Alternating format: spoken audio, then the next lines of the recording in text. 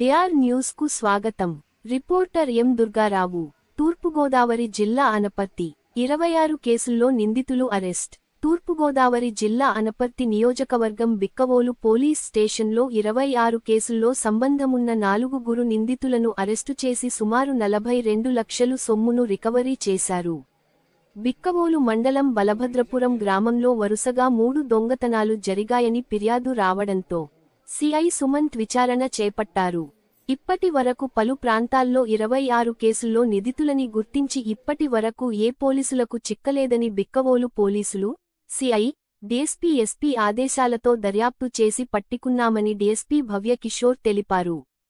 1 car, 1 van, 3 ద్విచక్ర వాహనాలు, 17 కాసులు బంగారం, 1 కేజీ వెండి, 9.8000 రూపాయల నగదును నిందితుల నుండి రికవరీ చేశామని తెలిపారు. భవ్యకిషోర్, డీఎస్పీ రాజమహేంద్రవరం.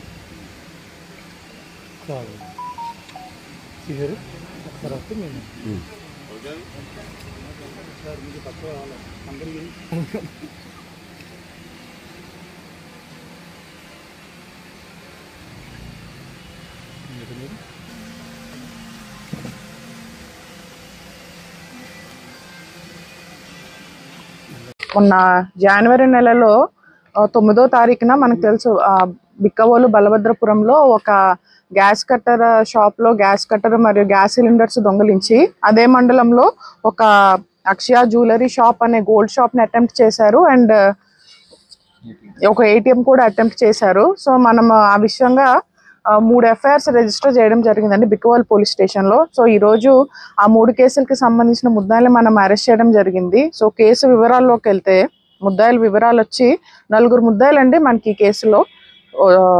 దల్లి కామిరెడ్డి అనే అతను మాకవరపుపాలెం మండలము అనకాపల్లి జిల్లా వస్తుంది. కచ్చల చిరంజీవి ఇతనిది కూడా మాకవరపుపాలెం మండలం. సకిలేటి సాయి, వల్లు శ్రీను వీళ్ళందరూ కూడా రవీంద్ర మాకవరపుపాలెము మండలం వాసులు. సో అనకాపల్లి జిల్లాలో వస్తారు. అండ్ వీళ్ళు 9వ తారీఖున విశాఖపట్నంలో బ్రెజా కార్ అనేది ఒక కారు దొంగలించి అదే కారుతో ఈ అఫెన్సెస్ అని అటెంప్ట్ చేయడం జరిగింది.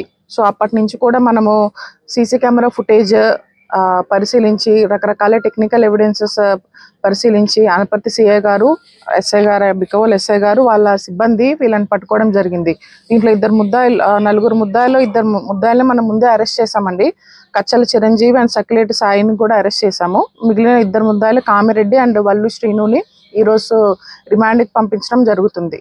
సో ఈ ముద్దాయిల వివరాల్లోకి వస్తే వీళ్ళందరికీ కూడా పాత కేసులు ఉన్నాయి. సో వీళ్ళు మొత్తంగా 25 కేసులు ఉన్నాయి వీళ్ళ మీద. తూర్పుగోదావరి జిల్లాలో 3 కేసులు, కాకినాడ జిల్లాలో 11 కేసులు, అనకాపల్లిలో 7 కేసులు, ఏలూరు, శ్రీకాకుళం, విశాఖ జిల్లాలో ఒక్కొక్క కేసు ఉంది. బట్ ఈ 25 కేసులో కూడా వీళ్ళు ఎప్పటి వరకు అరెస్ట్ కాలేదు. సో మనమే ఫస్ట్ టైం వాళ్ళని అరెస్ట్ చేయడం జరిగింది. అండ్ ఈ కేసుల్లో కూడా వీళ్ళు ఇప్పటి వరకు 4 మోటార్ సైకిళ్ళు, 1 కారు, 3 హౌస్ బ్రేకింగ్స్ చేశారు. అండ్ 3 రాబరీలు కూడా జరిగింది. సో ఈ 3 రాబరీల్లో కూడా మనకి 1-2 రాబరీలో ఎక్కువ వర్త్ ఆఫ్ క్యాష్ పోయింది. అవి వచ్చేసి మనకి తొండంగ పిఎస్ లో 11 లక్షలు రాబరీ చేశారు. అండ్ మాకవరపాలెం పిఎస్ లో ఒక దాంట్లో 16 లక్షలు రాబరీ చేశారు. అండ్ మాకవరపాలెంలో ఒక దాంట్లో 2,50,000 రాబరీ చేశారు. ఈ 3 కేసుల్లో కూడా వాళ్ళని ఇప్పటి వరకు అరెస్ట్ చేయలేదు.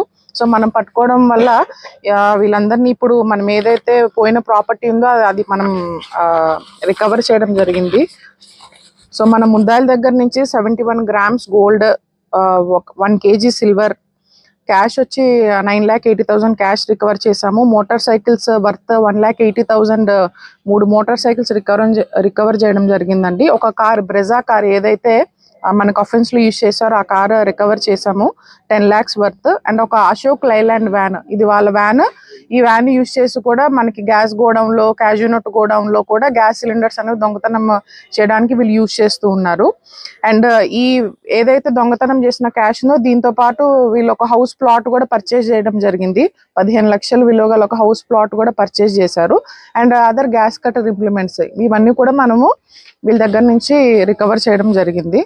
సో వాళ్ళని రికవర్ చేసి అండ్ వీళ్ళ ఎంఓ కూడా దొంగలించిన వెహికల్స్ అన్ని యూజ్ చేసి ఆ వెహికల్స్తోనే ప్రతిసారి దొంగతనం చేయడం జరుగుతూ ఉంది. బట్ ఎప్పుడు కూడా ఇప్పటి వరకు పోలీసులు ఎప్పుడు అరెస్ట్ చూపించడం జరగలేదు.